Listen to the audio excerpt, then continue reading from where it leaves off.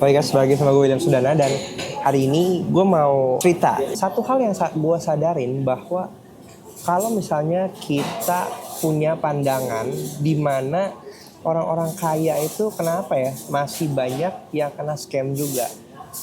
Di sini gue baru disadarin lagi karena beberapa belakangan ini gue lagi banyak belajar dari point of view high level network gitu ya. High level yang mereka emang networknya banyak, gede, point of view-nya investor gitu. Karena gini, ketika kita di masa semua orang yang melewati proses, pasti orang tuh ada yang dari bawah. Tujuan setiap orang itu pasti gimana gue bisa cepet kaya, ya kan? Pasti kayak gitu kan. Kita mikir gimana caranya kita bisa cepet kaya dengan pekerjaan kita, dengan usaha kita gitu. Gimana kita bisa maksimalin itu sehingga kita bisa kaya. Kenapa kita pengen kaya? Karena kalau misalnya kita runutin lagi, kekayaan terkorelasi dengan kebahagiaan gitu. Orang dengan kita bisa merasakan bahagia ketika kita punya materi yang cukup gitu. Banyak orang yang memang kalau kita, apakah materi itu jadi poin utama yang menjamin kebahagiaan kita? Pastinya enggak. Tapi dengan kekurangan materi banyak yang kita permasalahkan akhirnya. Kita jadi serba susah, mau makan susah, banyak keluarga yang ribut gara-gara pertengkaran masalah soal duit kayak gitu ya. Dari duit nanti nyambung tuh dari permasalahan soal duit gitu. Berantem terus, istrinya nggak happy, kemudian hubungan suami istri yang nggak lancar juga, pada akhirnya berantakan. Belum lagi kalau mertuanya minta uang nggak bisa dikasih, sebagai anak nanti ribut gimana sih kok sebagai suami nggak bisa ini sih, nggak bisa itulah, nggak bisa segala macam. Pokoknya berantem dari sisi kayak gitu. Apalagi kalau misalnya ada yang salah satu pasangannya itu income-nya lebih tinggi gitu ya. Ini juga another problem. Oke, balik lagi, jadi kita bisa mengambil kesimpulan gitu bahwa untuk menjadi bahagia pasti kita butuh kapital, butuh materi, oke? Sehingga materi itu yang akan berhubungan dengan gimana caranya kita mendapatkan materi lebih banyak lagi. Kalau misalnya orang punya kerja, ya kan? Orang kerja itu biasa mereka akan berpikir gimana caranya bisa nambahin income-nya lagi. Ya salah satunya apa? Ada yang trading, ada yang mungkin bikin konten, ada yang jualan online, ada yang buka usaha kecil-kecilan gitu kan, ada yang jadi reseller atau ngambil job freelancer yang membantu mereka untuk ngisi side hustle mereka gitu. Tapi ada juga orang yang berinvestasi dengan harapan apa? Asetnya bertambah banyak. Tapi yang perlu kita klarifikasi di sini kan investasi bukan cara untuk kita bisa mendapatkan uang. Yang benar investasi itu membantu untuk memultiplikasikan aset kita. Oke? Nah, ketika kita lagi membangun, ini yang gue alami sendiri gitu, bahwa selama ini gue punya point of view di mana building is much better than buying gitu. Karena apa? Karena gue start dari nol. Gue bukan orang yang privilege seorang silver spoon, no. Gue memulai semua karir bisnis dan usaha gue itu dari nol, dengan network yang nol juga, sehingga semuanya di crafting dari bawah, dari benar-benar nol gitu. Sehingga ketika saat ini gue punya beberapa network, kenal sana sini, ini adalah investasi yang gue lakukan dari gue membuat konten, dari gue invest ngobrol-ngobrol sama temen gue, ngajak ngopi orang-orang yang belum pernah gue ketemuin, minta belajar dari mereka gitu. Itu semua adalah bentuk investasi, sehingga itu yang akhirnya menjadi privilege gue saat ini, yang mungkin nanti akan gue wariskan ke anak-anak gue. Jadi kalau kita ngomongin privilege, buat kalian yang bingung setiap kali mau depo itu ada bonusnya atau enggak, di XM ini enak banget karena setiap kalian deposit udah otomatis dapet bonus deposit.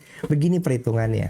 Di sini kalau misalnya kalian deposit langsung itu langsung dapat 50% deposit bonus. Ini hingga $500.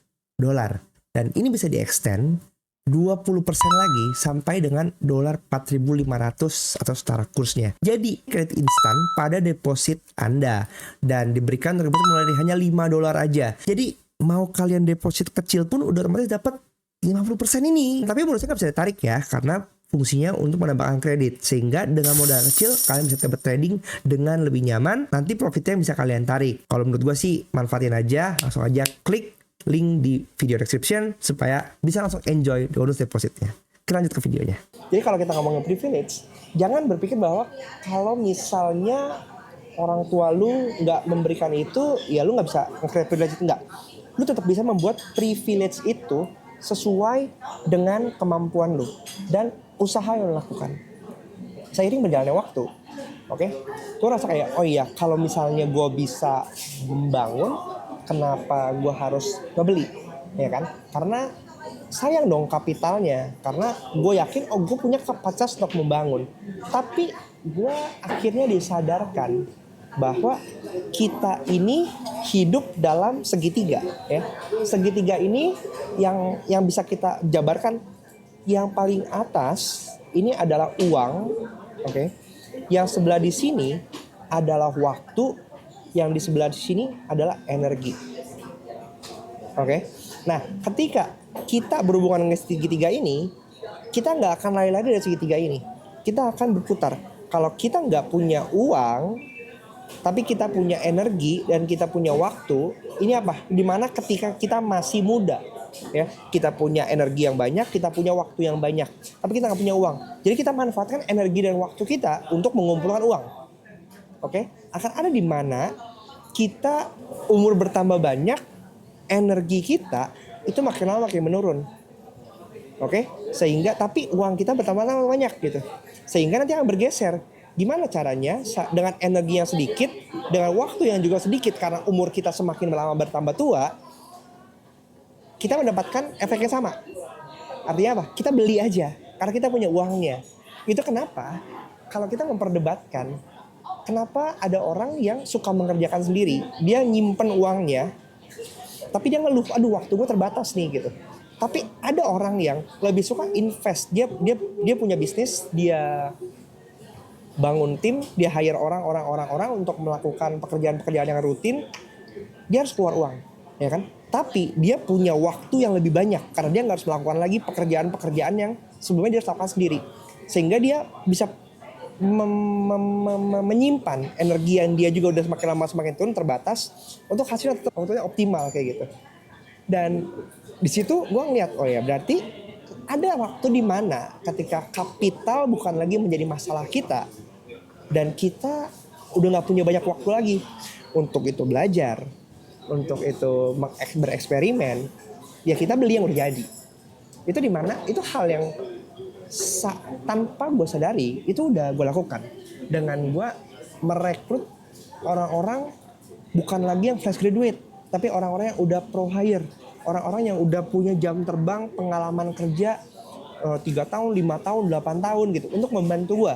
Karena satu, waktunya berlari itu udah harus dilakukan, sehingga daripada kita hire yang mungkin fresh graduate yang mungkin secara biaya itu lebih murah, lebih baik hire yang udah bisa punya pengalaman sehingga mungkin dia nggak lagi harus dituntun, tapi orang yang kita hire mungkin harga lebih mahal ini bisa memberikan perspektif dan pandangan secara strategis apa yang harus kita lakukan, sehingga kita punya brainstorming partner yang sepadan juga kayak gitu.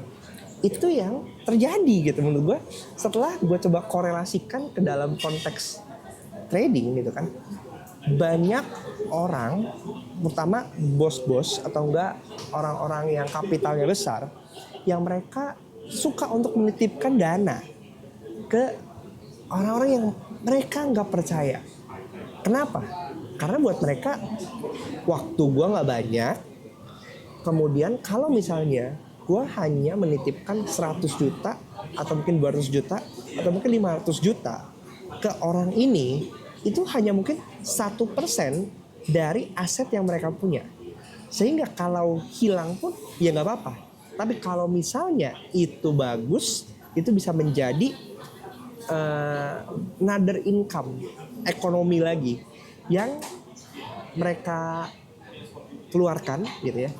Dan akhirnya menjadi investasi yang bagus juga dari bisnis lagi kayak gitu. Tapi mereka, menurut gue ya, mereka pasti punya pemikiran atau pengukuran atau batas-batas resiko yang udah mereka takar juga, sehingga itu tidak melewati dari apa yang mereka alokasikan kayak gitu. Ya jadi gue di situ gue tuh sadar, selama ini karena gue selalu mencoba untuk menyampaikan pesan, ayo kita menjadi trader yang mandiri gitu.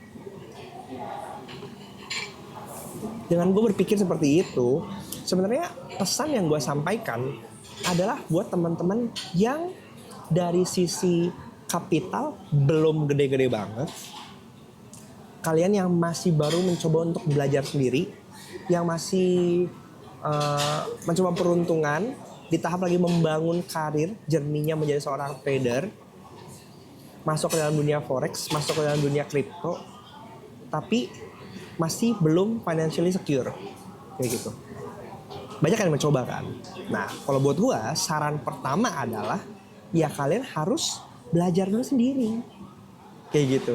Karena kalian masih punya energinya, masih punya waktunya. Even kalian nggak punya banyak waktu, ya menurut gua sih alokasikan ya. Ini bagian dari investasi kalian gitu. Karena ada di mana titik ketika kalian udah mahir, kalian punya sistem, kalian bisa membangun sebuah mekanisme proses kerja, karena kalian tahu teknisnya, ini akan lebih menyelamatkan kalian untuk nggak ditipu sama orang-orang yang berpotensi memanfaatkan kalian gitu. Buat gue ini, banyak orang yang ketipu karena emosinya dipermainkan, fear-nya dan greed-nya dipermainkan. Padahal sebagai seorang investor, atau kalau kita ngomongin mereka orang-orang yang high level net worth, mereka itu udah punya pengalaman juga, dan ada orang-orang di sekeliling mereka yang juga ngasih tahu mereka pandangan-pandangan mana yang harus dilakukan, mana yang tidak gitu. Sedangkan kalau kita berkaca pada kalian seorang individu gitu ya, tanpa bimbingan atau tanpa wawasan yang cukup, ya potensi untuk kena scam atau ketipunya ya besar. Oleh karena itu menurut gua ya investasi waktu dan tenaga itu penting untuk kalian mulai. Kecuali buat kalian kehilangan equity atau modal yang kalian cemplungin buat trading itu adalah hal yang biasa aja gitu. Ketika kalian masukin, misalnya anggaplah ya kalian punya uang 25 juta, itu yang kalian masukin ke dalam modal untuk kalian trading. Dan ketika itu hilang, kalian biasa aja, mukanya flat gitu ya, mukanya flat, nggak ada rasa kecewa, ya udah memang uang yang udah siap gua hilangin kok. Itu kan begitu, ya oke. Itu nggak apa-apa. Karena probably sekecil-kecilnya uang, tetap aja kita pedes lah gitu kalau ketika kita harus berhadapan dengan kehilangan uang. Oleh karena itu, ini bagian dari proses perjalanan. Gua pun belajar bahwa ada titik di mana ketika kapital bukan lagi menjadi masalah buat kita bisa mengalokasikan itu untuk membangun resources dan sistem yang kita buat. Tapi selama kapital kita belum cukup, kita bisa lakukan itu sendiri secara disiplin, secara rutin, sambil kita membangun sistem kita. Ketika kapitalnya kebentuk, kita investasi ke sumber daya manusia, ke sistem, ke infrastruktur, ke tools, ke software yang bisa membantu kita untuk mempatenkan sistem yang selama ini kita jalankan. Karena kita tahu teknisnya, maka kita bisa membangun sistem yang bisa membantu kita untuk berlari lebih cepat lagi. Oke? Ini nggak berlaku cuma buat trading doang ya. Menurut gua ini adalah mindset yang bisa kita pegang dalam seluruh aspek kehidupan kita.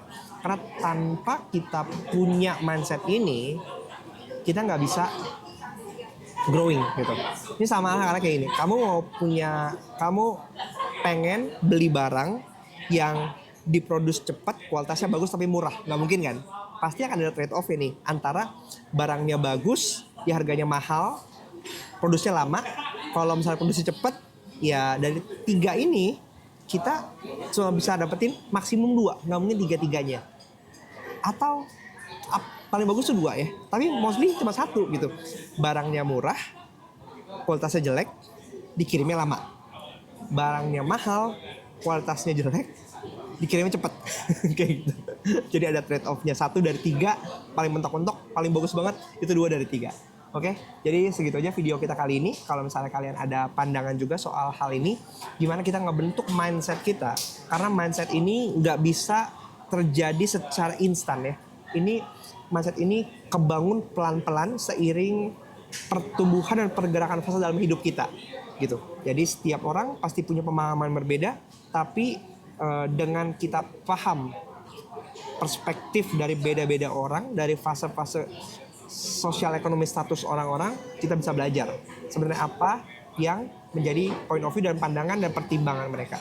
Ya segitu ya videonya, sampai jumpa di video selanjutnya. Jangan lupa di share dan subscribe dan komentar juga pandangan kalian gimana soal video kali ini. Sampai jumpa di video selanjutnya ya, bye.